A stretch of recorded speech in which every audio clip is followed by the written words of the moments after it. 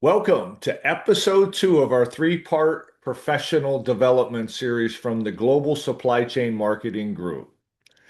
Today's session is titled How to Build Your AI-Enabled Marketing Team from Job Description to Scorecard.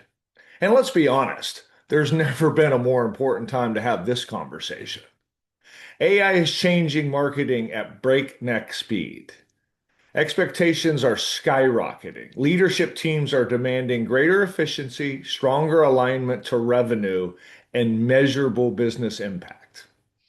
Yet many organizations are still hiring for roles that were designed for a world that no longer exists. The question is no longer whether AI will change marketing. The question is, are we building marketing teams that are ready for what's next? Hi, I'm Ralph Henderson. I have the privilege of serving as your host and executive producer. On behalf of Supply Chain Brain Media, thank you for joining us today. For those of you who are new to our community, the Global Supply Chain Marketing Group exists for one reason, and that is to professionally develop supply chain marketers and revenue generators. Because supply chain marketing is different. We work in complex industries. We have long sales cycles. We have technical buyers. We have increasing pressure to improve the impact on growth. This series is designed to help marketing professionals build stronger brands, create greater demand, and ultimately drive more revenue.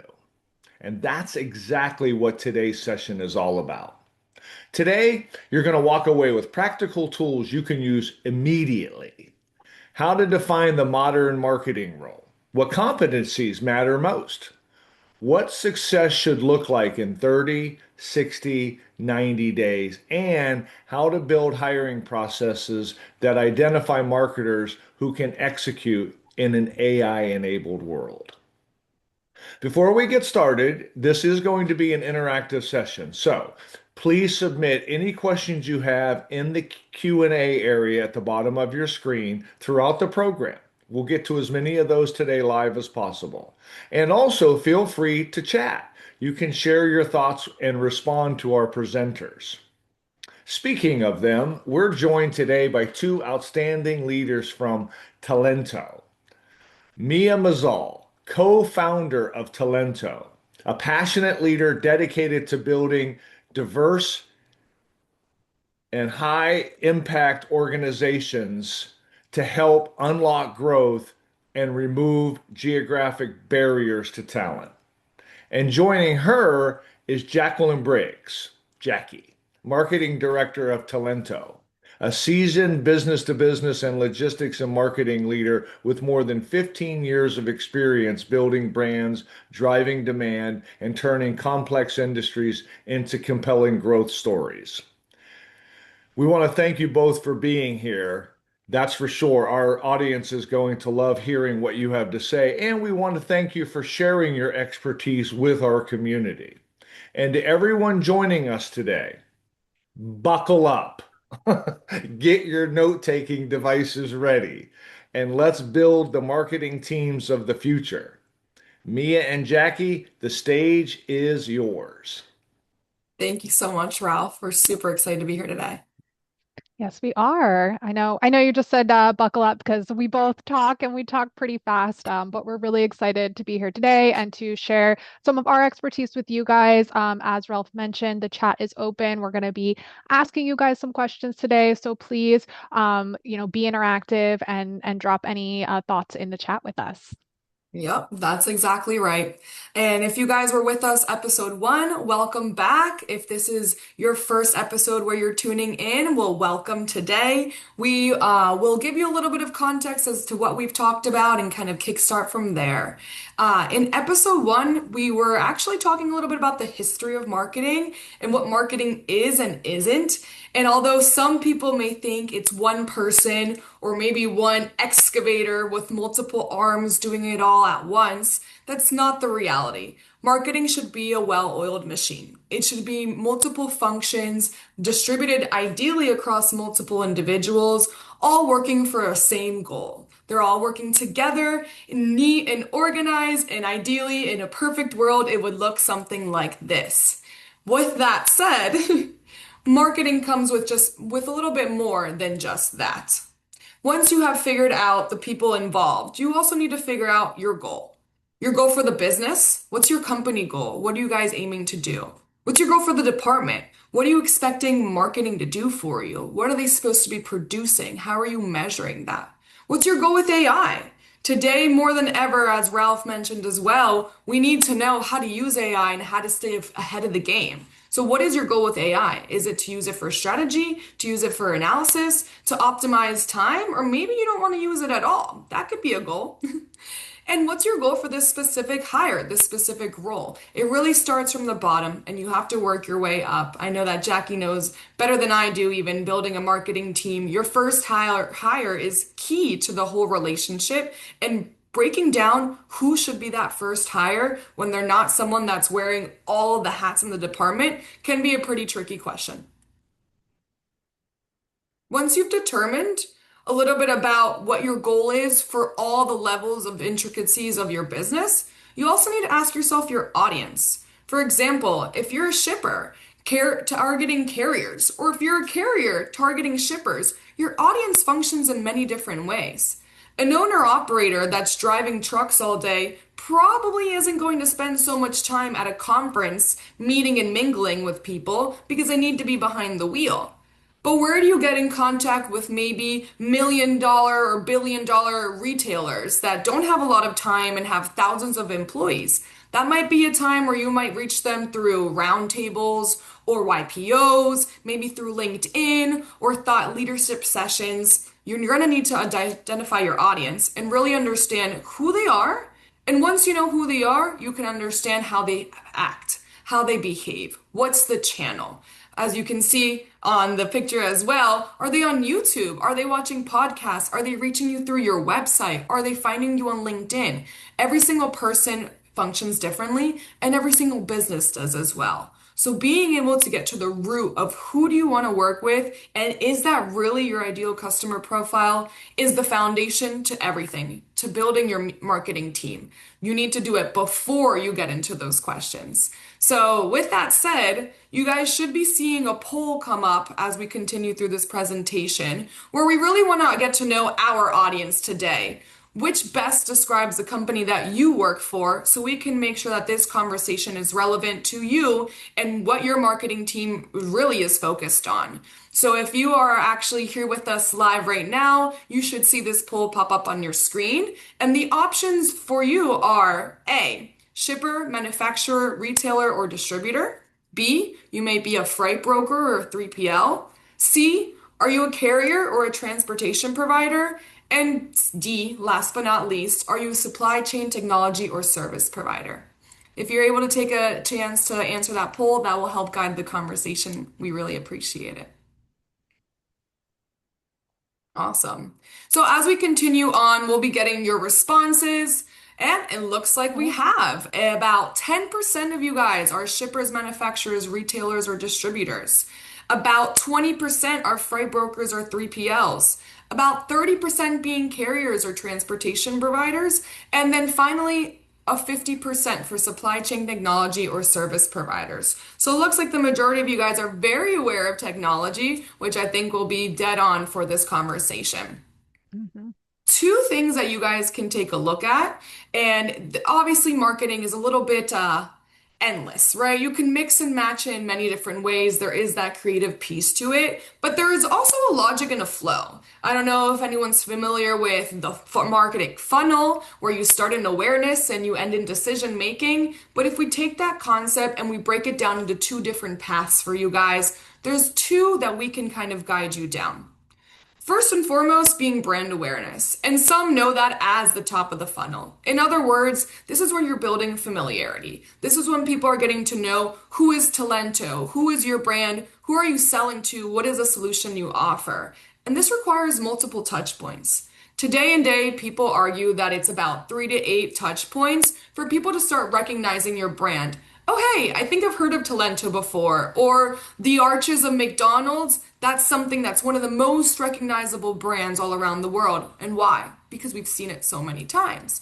But with AI, now we're consuming so much more that those touch points, as we mentioned in last episode, have gone up significantly. Some may even argue up into over 50 touch points, visibility touch points, just for people to recognize or maybe even look twice at your logo.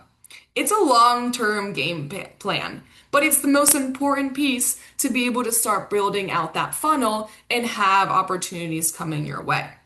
Brand awareness is very organic. It can be word of mouth. It can be in conversations with your neighbor, or hey, did you see that TikTok ad? Or hey, did you try out this bracelet? It's non-tarnished and I think you should check it out too.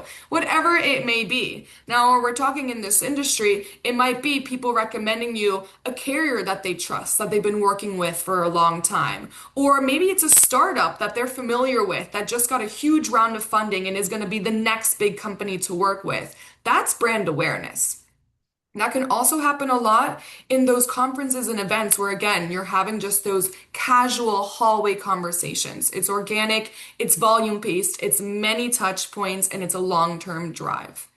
Second to that, path B would be around lead generation, which is not, I do want to mention, these do not work in isolation. They're not exclusive or independent of each other, but they can help guide in terms of what your goal is. Where do you want to focus the majority of your efforts? Because the different channels will require different kinds of support and functions on your team, which we'll talk about a little bit later. But lead generation, in other words, is the bottom of the funnel, right? So now as you have people that have seen Talento or have seen your company name and they now recognize it, now they're going to move on to the second stage between brand awareness and lead gen, which is the middle of the funnel. It's called consideration. People are now questioning, is this something that I need? Is this something that I want to consider? Do I want to work with them? And ideally, when they're in consideration, your funnel is now getting more and more narrow, but it's about quality now and not quantity. So when we're talking lead gen, we're talking about turning that familiarity into action. We're taking those thousands of people that have seen our brand, that have connected with us on LinkedIn or on Facebook, and we're trying to get them to come to our doors and book a call with us. That conversion piece is essential. So you're going to focus your efforts on actually capturing leads and opportunities. Do you have QR codes where they can go and fill out their information? Do you have a landing page or a website where they can chat with you and send you their information so you can call them and book a call? Are you actually capturing real names, individual people? It's at a very minuscule level. And this is short term. These are people where timing is right. They're coming to you, they've gone through all the stages of consideration, they ask the right questions, and they're qualified on terms of their band, right? Their budget, the authority, do they have a need, and is the timing right? You don't want to wait any longer. These are the people that you want to knock on their door immediately. Time is of essence, which means that you're going to need to have a team to support that. All in all, again, I think it's important to emphasize that these are not exclusively independent. These are two paths that you can do in parallel. But if you're looking tomorrow to start to build out your marketing team and you only have budget for one, two, maybe three heads, then I would recommend you start looking at it as a breakout like this and determine what are your goals. Are they short term? Are they long term? And ask all the right questions. Awesome. We're having some technical difficulties. Oh, well, I'll touch a little bit on this while we figure it out. I think Mia, that's such an important piece. I know anytime as a marketer that I went to work for an organization, that was really like the first question I asked is, what kind of marketing are you looking for? Are you looking for brand awareness? Are you looking for lead generation? And I can't tell you how many times I've worked with organizations that told me they were looking for one. And then you start the role and you find out they're looking for the other. Yep. And that's often just a lack of education on their part. They're not wrong, right? They're looking for a marketing leader. They don't really know. But understanding what are different about those things and why it matters, what's different about those two paths is Yeah. going to help you as an organization really figure out what kind of marketing you want and ultimately build the team that's going to equal success, right? Everyone's definition of success is a little bit different. And so understanding that brand awareness isn't going to mean, okay, I joined the team and then tomorrow you have 100 leads that are going to convert, right? It's more Yep. about a longer term play and something that's going to build your brand long term into something that's recognizable and, like you said, bring more Exactly. opportunities. Yeah, you hit And the nail on the head. Both pieces are important, but if you only are able to focus on one priority, because if everything's a priority, then nothing's a priority. So that's right. when we need to ask ourselves, what is our primary need? So thanks for that addition, Jackie. And I think it goes perfectly into this next slide where we talk about the primary need for each path. So for Mhm. brand awareness, what do I want to get out of this? I want market recognition. I want people to look at my brand, my company, and know, hey, they're trustworthy. Even though they're a tech company, even though they're a startup, even though they might not have a physical headquarters, I still believe in them. I know who they are, and I've thought about them before. Thought leadership is another track to consider. It's places where you're able to produce content and information that shows that you are an expert in your field, that you know what you're talking about, that you are a real person, and ultimately it builds some of that industry credibility that speaks for itself. This again can be when you're going to conferences, maybe speaking on panels, or creating with some of your partners collateral together, where maybe you're punching out some white papers. Anything along those lines are actions and activities that you can create if your funnel and your goal is brand awareness. But if we're looking at lead generation, our primary need is conversion. Our primary need is literally leads. So we want qualified leads. We don't want 100 random contacts that don't service me, right? If I'm a broker and I get 100 broker leads, that doesn't help me at all. I need something that's actually relevant to my audience and to my customer base. With that said, if I'm getting leads, even if I'm getting 5 a day, 10 a day, those are 5, 10 opportunities that are ready to convert. And as we talked about before, time is of essence. So if you don't have a sales team or sales support to follow up with these leads, then you might as well just not have them. Because what you're ending up doing is you're bringing them to your door and you're burning them because you are not getting to them fast enough. And this is a common problem I see in the industry where people want leads, leads, leads. They'll even pay for leads. And then they end up, unfortunately, burning through them on their own because they never actually got to them fast enough. Which, last but not least, brand trust is key to lead generation. Although brand awareness is a different path, again, as we talked about, they're still interconnected, but people need to have trust in your brand. They need to believe in you guys and that you're able to fulfill everything your website said it could, or everything you talked about in that one podcast. They need to have that trust, especially with your sales team, because ultimately that's going to be their point of contact. That's going to be the one that's working with them. So these are some of the ways and some of the questions that you can ask yourself to determine what is the need for my marketing team? What is the need for my marketing director? What channels and what path should they follow so I know what to expect from them as well? And make sure that it's aligned again ultimately with your audience. Awesome. Thanks, Mia. Yeah, so again, it's just so important. So now that you have determined, right, I'm looking to build brand awareness within my organization. That's what I really want to focus on. That's what I want my team to focus on. Or you've gone, you know what, we're ready for lead generation. That's most important to us. And this is what we want to do. And this is how we want to build our team is around getting more leads. And if you've decided what those are and you want to drop them in the chat and let us know, feel free. I'd love to see what you guys feel like is more important to your business right now, as you're hiring right in this moment. The next piece is you really want to look at turn the goal into a role, right? So many people start with, okay, I'm going to pick a job description that fits within the marketing bucket that I need, right? Marketing manager immediately, or I want a designer immediately, but they don't even know what they're trying to fulfill, right? So first we started with that, decide which path is most important to you. And then next you really want to look at, okay, what is the real goal that we're trying to do here, right? What is the business problem we're trying to fix, right? Or what's the outcome that we want for this role? And that's where you're going to start before you ever give the role a title, right? Because you might be surprised when you do this exercise that it's not what you originally thought it was, or it might be tweaked. Like instead of marketing manager, you're looking for a lead generation manager, right? The more specific you can get, the better quality talent you're going to get because you're going to be able to create something that really connects with them and isn't so vague that, anyone's applying. So yeah, again, for example, if you need more leads, that's very broad, right? You want to really target where in the process of that you are. So you want to look at your process already, right? And say, okay, this is where the issue is. We have a CRM with all this data, but we don't have anyone managing it. Therefore, our leads are scattered. So we need someone with expertise within the CRM industry. And then maybe it's the campaign piece. We have nothing going out, right? We need something that's going to be able to create a campaign. They have to have a level of writing skills. They have to be able to, create and design within whatever our CRM is to get emails out. That may be a very different role than somebody who's helping you clean up your data. So again, that's why it's so important to not just say, oh, we need this, general marketing role. You need to figure out exactly what you're trying to fix, and then you need to create the role specific to that. If you want to go to the next one, thanks. So I say all of that, but this, if you're already in marketing, you may have noticed this if you've been in the job market in the last, I don't know, a lot of years, right, at this point, but especially the last few years, right?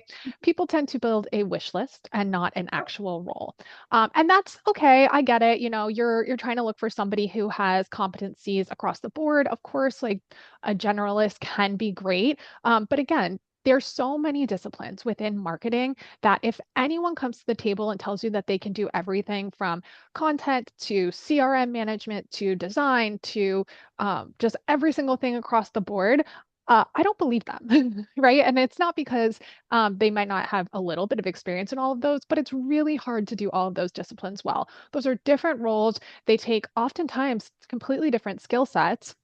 And so you want to really make sure that you're not building a wish list, but you're being specific about what this role needs to be successful. Um, so again, you want to look at the unmet need and make sure you're going with that. And then think about what is this role going to own, right? So if you need a versatile marketer that can work across different areas, that doesn't mean that each of these areas have an equal amount of priority. So focus on the ones that do, right? Marketing may own campaign execution, support sales with messaging, and partner on lead handoff, but that doesn't mean that they own, the sales team's daily activity or the close rate. So you want to be really, really specific about what this role is going to own and build it like that. When you're creating a job description, you really, really want to make sure that you are honing in on the most important pieces. And that's perfect. Going to the next one. So again, a good job description, it really tells the candidate like why does this role exist and what is it going to be accountable for? The role purpose should directly connect to the business need, right? So again, that's why we started with the business need. We weren't even talking about teams when we first launched in here. We were talking about what do you want for your organization, right? And then now we're talking about teams because it needs to directly tie to what you need. The core ownership should really make it clear what belongs to that person. The must-have skills should reflect what's genuinely needed day to day, not every capability that a company might eventually want. I mean, again, it's great if somebody does have some experience across the board, but no one's going to be like an expert in every single piece, from SEO to ads to, LinkedIn to even across different social medias. Like if you talk to a social media manager, they might be super experienced in LinkedIn, but have very little experience in TikTok. Like it just depends on what your business need is. They don't need to have every single different avenue. They just need to be able to do what's most important to you. And of course, they can grow in that role as well. And then the next piece is measuring success. It's so important to explain right up front, like, how will this role be evaluated? A good candidate is going to understand that if somebody has, a million expectations within a role, and they're not clear about how they're going to be evaluated, then they're likely going to have a lot of lack of clarity within that role and in that organization. So you want to make sure that you're putting your best foot forward. This is the first time that a candidate is getting to see, a glimpse into your organization. So when you build this job description, you want to be really clear about all of that.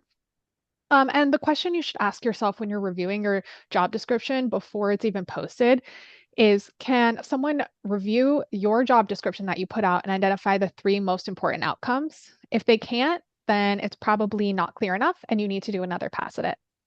Another piece that a lot of people leave off, and I think is one of the most important ones, is the working relationships. So, who are they going to be working with day to day? What infrastructure does your organization already have that they should expect to spend time with? Obviously, sales is a huge one for marketing. It's my opinion, they should be working hand in hand, day in and day out. If they're not, you're not going to be as successful as you could be. Yep. Operations, leadership, partnerships, anything else that they're going to be doing. This gives so much clarity into how a role will be successful. It really ties back to all those other four pieces, right? The role's purpose, their ownership, their must-have skills, and their success. It really, really gives clarity into all of those. So I really encourage you to think about that and include that in your job descriptions as well.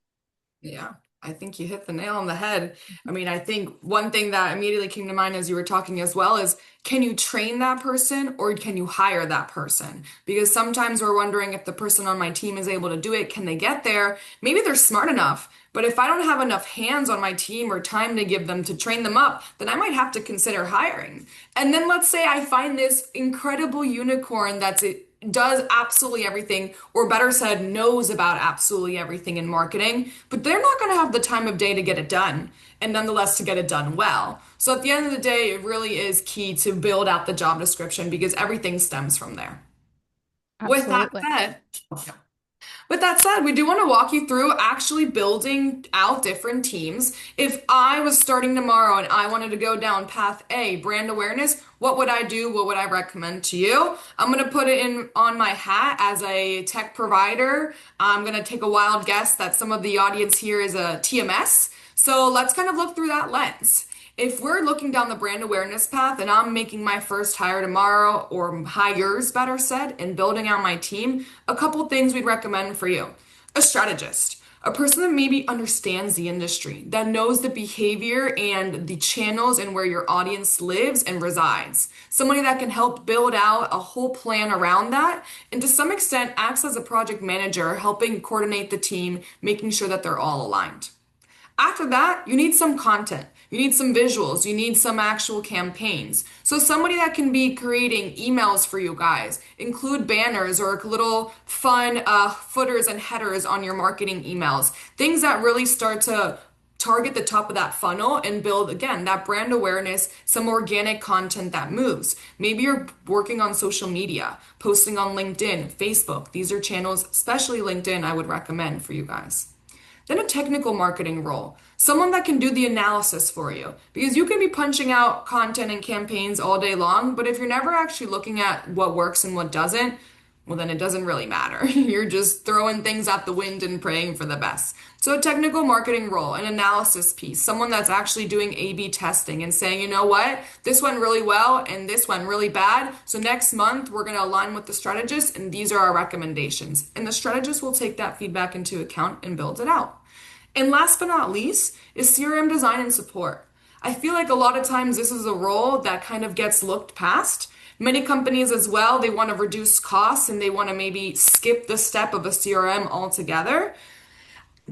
I would argue that there might be some ways around it, but it would be to the detriment of quality. When you have a CRM, you're able to design things, you're able to do follow-ups, you're able to see the team's performance, you're able to have more of that automation and some of those workflows where AI might tie in and help, again, increase the amount of quantity. And when we're talking brand awareness, quantity is key, right? You want to get in front of as many people as possible, the right people, and hopefully when the timing is right, those will start to trickle down the funnel. So having someone that's designing your CRM, keeping up your leads up to date, helping identify who is an engaged contact and who is not, who is going through the funnel. So once they reach the bottom, you have your sales team jump in and attack those leads. It's essential, and I've noticed that the best performing teams consider having a CRM and start to design their team around that. And for the second path, let's say you're more lead generation focused. For, again, putting on my hat of a TMS, I'm going to start with a strategic lead. I'm going to go with somebody that again is able to really guide the team, guide the goals, right? Make sure that we're meeting our KPIs and that the goal being conversion. So I'm going to have numbers around leads, number of leads expected, of those leads, what percentage should be qualified, and start to also understand attribution. Where are they coming from? Is it because Jackie posts on LinkedIn every day and so all these leads are coming through her page? Are they coming to us because we did a really cool podcast with Supply Chain Brain and now they've trickled down through the funnel? Or maybe they found us through a website and just through a keyword search, or maybe even through AI. We recently got a lead through ChatGPT. So questioning and asking those things is definitely key to being able to adapt your strategy every quarter at the very minimum to what's actually working for you. Very similarly to path A, you're going to want someone that's doing content in socials, maybe creating demos for you guys. I know that sometimes on Zoom info or on Zoom, actually, Zoom video call, when you're waiting to join a call, you can run a video of your demo. So if you're a TMS, that might be a cool place to invite a customer to a call. And before you even talk to them, before they even enter the call, they've already consumed 1 minute of your content. That could be something that's helpful and something to take into account. LinkedIn, again, being a very powerful channel. Now, although when we're talking conversion, you do need to be weary about where can you put links that take people off LinkedIn and onto other landing pages, because pages like LinkedIn might strike you down for that because they want to keep you on LinkedIn. So these are all things that your strategist should be taking into account and considering to guide the content in the socials.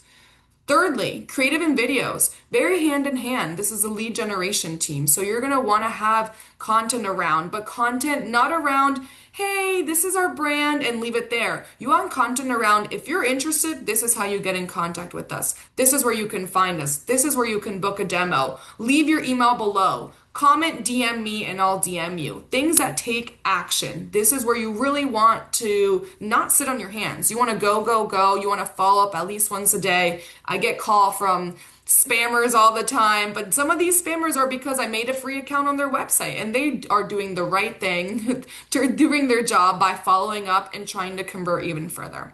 And last but not least, just through some of our personal as well recommendations, being in the supply chain industry, events and partnerships. This is where you get to meet people at the right time and the right moment. There's a reason why they're at that event, or a referral through a partnership. Your partner is already in conversation with them. They might even be a customer of your partner. They are coming to you when they are ready to go. So again, these are the moments where time is of essence. You're going to want to move fast, and you're going to want to have a sales team to support you behind it all.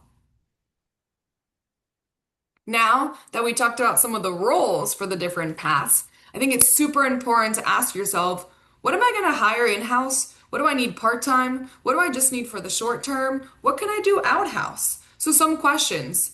Is this a long-term role, or is it something that I just need for today? Do I need it full-time, or do I need it for a couple of hours a week? And is there potential for growth? Is this role going to go somewhere? Do I want this person to be a graphic designer for life? Or do I have an escalation path for them, a growth path for them, so that in 2 years from now, they start to lead out a whole content strategy team? These questions are important before you lock yourselves in, because people are not disposable. When you hire somebody, they're there for you for the long term. And if you're looking for something that's more project or hourly based, to your benefit and to the human's benefit or the employee's benefit, I recommend looking at other solutions. There's nearshoring, there's offshoring, and there's outsourcing. All three provide different value and work well for different needs. For example, if you're looking for something more project-based, where you only need a couple of hours of support, you might question outsourcing, where you're going to get those results. You're going to have maybe a team behind the scenes producing this content for you. It's something that you can delegate and you don't have to spend so much time working on, but also they're not an in-house team. There's a different layer of management and control. Or for example, potential for growth. If you want this person to start learning about your company, you want to invest in them, right? Now they know exactly who you're reaching out to, your ideal customer profile, your buyer persona. Is this a person that you want to only use for a couple hours? Or are you shaping them up to be the next person that trains the next group? Because if there's potential for growth, then I'd argue to consider looking at offshoring or nearshoring, particularly, where you're in the same time zone and can hire across borders, but someone dedicated to your team. And if this is something that you guys have any more questions about as well, feel free to leave a comment in the chat and we'll be sure to get back to it. Awesome. So I believe that once we create this, we want to test the actual workflow, right? So it's not just putting this down on paper, but you're going to want to actually create this. So first, you're going to want to build a simple workflow. Jackie, you want to jump in and talk about the flow for the actual testing? Yeah, so once you actually build, what you're looking for, then you can just edit it to make sense if you need to get rid of roles or you need to add more people in. Then you analyze the data, see how things are working. As Mia mentioned, you want someone that's really going to pay attention to that piece. Love it. Prioritize requests as things come in. There's always going to be more and more. I think we all know as marketers, marketing can become a catch-all sometimes. There's always more things added to our plate. So you want to prioritize those as people go. And then obviously adding in the AI piece is important. So anything that you are, relying on AI for, you want to make sure that you also have human people reviewing it and that your team is Totally. really plugged in. I think everyone here probably knows by now, but there are a lot of incorrect things no matter what AI you're using, whether it's ChatGPT, Claude, whomever you spend time inputting things into there, it can still come out really wrong. So you want to make sure that you're always doing things through your Totally. human eyes as well. Yeah. And as soon as you were talking about that, Jackie, it brought to mind an example of you ever have that friend that just hears a lot of information. As soon as they hear it, they think it's a fact and they pass on that fact. And then they realize after telling seven people that they've been spreading false information. I feel like that happens a lot, especially in the marketing world as well, where we kind of just grab on, oh, this seems to be working well because this one post went viral, or we got really, really good lead from there. But the reality is they're kind of skipping that validation and they're just blindly trusting AI and their analysis. So I think it's essential, as you mentioned, to really have a human involved in the whole process. And it's not the tool using the human, but the human using the tool. Yes, absolutely. Awesome. Well, speaking of AI, here's kind of where we want to ask several different questions, right? We went through how to build a marketing team, how to build a job description. From there, decide who do you need in your team. And now we want to throw in AI. Where are you going to use it? How are you going to use it? How effectively are you going to use it? So ask yourself, do you want to use it at all? Do you even know what AI is? Let's start from the very bottom because I think there's also a misconception as to what AI is. AI is artificial intelligence. Now, automation is a whole different world in itself. Creating workflows is just its own word and its own topic. So when we're talking AI, we're talking about things that you can let go of, that you can give to a robot or technology to do on your behalf, but they can do about 70% of the work. And you still need that 30% to be run by a human. The AI for me is another person, but prompted by a human. It's almost like an intern or a trainee, but everything they do needs to be reviewed. It has to. You can't blindly trust an AI or you're going to get into bigger problems. So once you ask yourself, do you even want to use AI? Do you understand what AI means? Then you can start looking at, okay, what tools and tech stack align with what I'm looking for. For example, if you want the team to use AI for copywriting, then you might look at ChatGPT or Claude and decide which one is better for the kind of tonality and language that you want to use and represent with your brand. Or for example, maybe you want to outreach some of your workflows and some of your content creation, maybe some of the posts that you're making. Does ChatGPT create better images? Does Grok create better images? Is there another platform I don't even know of that can help me create these images or edit my videos for me? This is the second question you're going to need to ask. And you're going to need to do a lot of research and constantly too. Because AI is new, right? It's a buzzword. It's happening right now as we speak. And every single day, there's new tools, new apps, new ways to use it, new costs as well. And it's really important to stay up to date, or you might be creating an entire strategy and solution around today, but in 30 days from now, it might not work for you and might not work for your budget. Please double check that AI and budget. If you hear anything today, be careful with AI and budget. Creative and strategic thinking. Do you want to use AI for this? I would argue yes and no. There's a piece in AI where it can help you kind of be that brainstorm or that wall where you can bounce ideas off of. But at the end of the day, AI is biased. It's going to agree with you. And unless you've created a boardroom of different AI agents, some that are meant to actually oppose you on purpose, then for the most part, it's just going to tell you that whatever you said is the best idea ever. So be careful about that. Think about how you want to use it. How do you want your team to be using it? What is acceptable and what is not?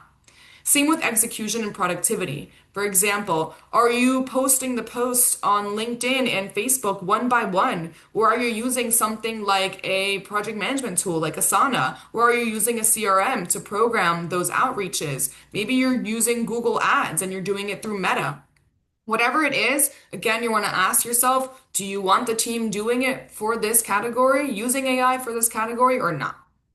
Research and analysis, same thing. I believe that research and analysis is a key area to using AI, in my opinion. Now, I mean this particularly for gathering data, for being able to consume a lot of quantity and be able to spit out different patterns, but you need to prompt those patterns. You need to tell it what information you want and how to process that information. So it takes part in part.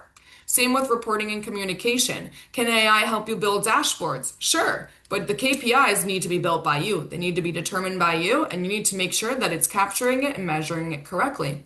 And last but not least, judgment and limitations. You are able to create AI agents in a way and prompt them to be that kind of devil's advocate and help you make decisions or maybe counter your own. But ultimately, if you learned anything from this slide, 70%, the majority, some argue more, some argue less, but 70% can be automated, and the 30% remaining, a human needs to come in. So your humans aren't going anywhere. They're just going to change in how their job and their day-to-day functions look like. All right, I'm gonna have you go one more really quick while we're on the AI. Just skip one more slide. Yep. So what Mia said, alluded to, very nicely said, I'm gonna say a little more bolder and a little more in your face. So a lot of companies, especially smaller startups, are looking at replacing lots of people in marketing. And I get it. I use AI every single day. I've used it to optimize my work, my team's work.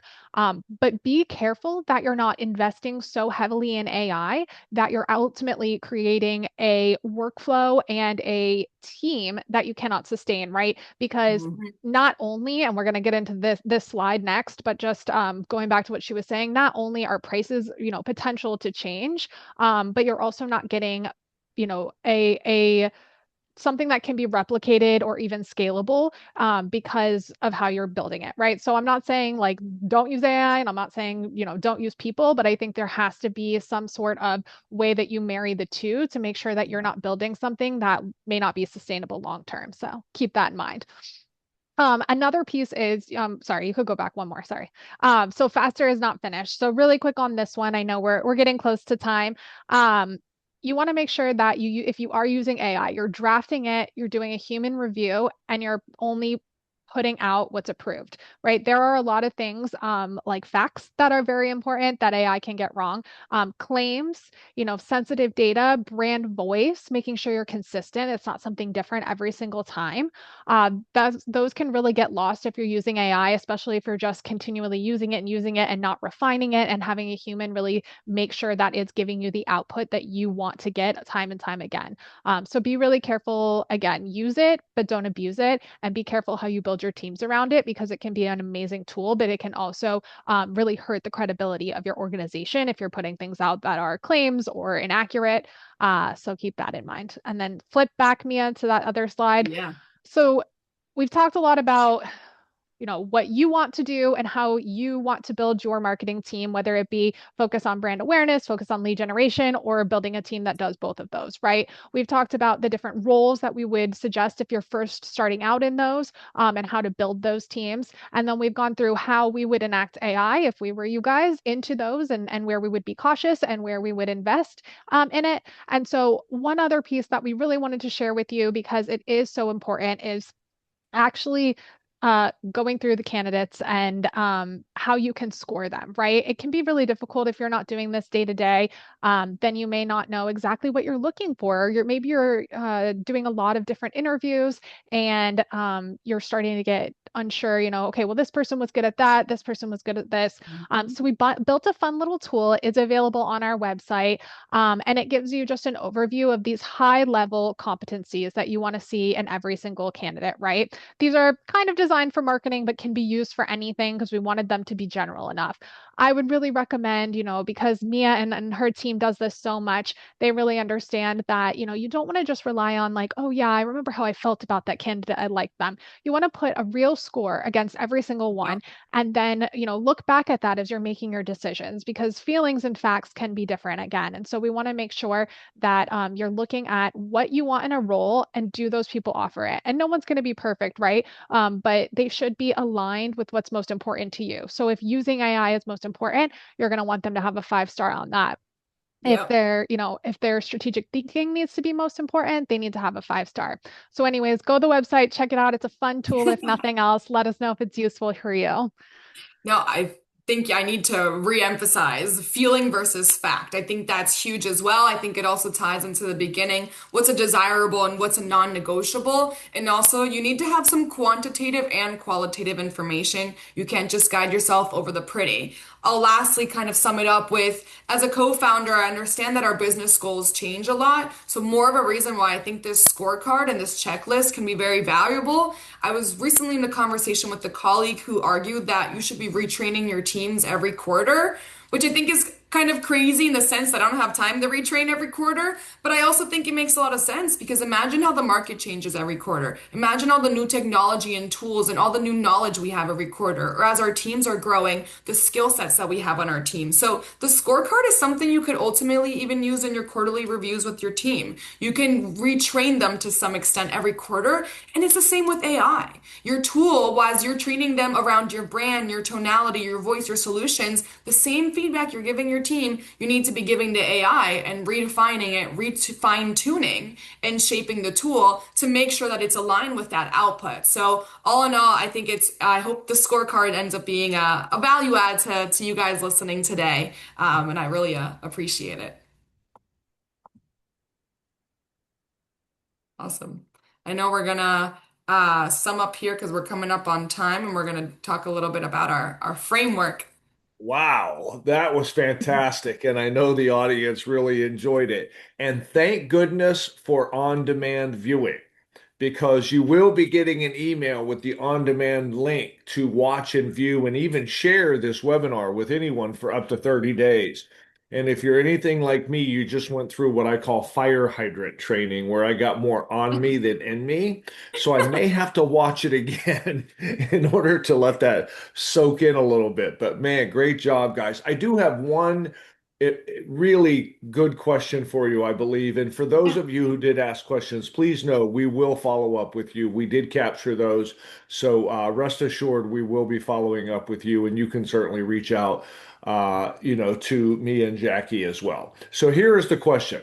If a logistics company realizes today that they've hired the wrong marketing profile, what's the very first change they should make tomorrow to get back on track? Yeah, I think that's an incredible question that probably a lot of us are realizing in through this conversation that we might need to have a convo tomorrow. First and foremost, do you have the wrong person or do you have the wrong role? I would argue to go back and start building out the job description. Start from slide one and ask yourself, what's your business goal and what are three expected outcomes you have for this role? From those three expected outcomes, can they be teach? Can the role be redefined or do I now need to look at rehiring? So all in all, from there you can decide, is the role adaptable? Is the hire adaptable? Or do I need to find somebody else? That would be the first thing I would do tomorrow. Wow, that's fantastic. So listen, I want to thank you so much, Mia and Jackie. This has been phenomenal. Really appreciate what you've done today. Thank you for investing your time in our community of the Global Supply Chain Marketing Group. Your insights on building AI-enabled marketing teams are really phenomenal, and we really appreciate the presentation. And once again, for the audience, we will be providing you this on demand. Now, look, before you leave, remember, you already have the scorecard, and we'll send you that after the show is over. But we also have a really cool workbook for you from work value vacancy to value, a 30-day hiring framework for logistics leaders. So this is specifically for us. We have a QR code here. Once again, we will send anybody who registered the URL for it, but it's really filled with practical guidance to help you define the roles, hire smarter, and accelerate your results, which is what we're all looking for. And then also, don't forget, this is episode 2 of 3. So if you missed episode 1, we do have the QR code if you want to go back. I promise it was just as informative, just as valuable. Episode 1 was most logistics companies build marketing backwards. So we have the QR code for that so you can see that. And then register for episode 3. That's coming right up. We want to make sure that you're part of this community and part of this growth. So once again, on behalf of Talento, the Global Supply Chain Marketing Group, and Supply Chain Brain Media, thank you for being here. Continue learning, continue growing, continue investing in yourself and your teams. And as always, may the next 12 months be your best year ever. Thank you. Bye, guys.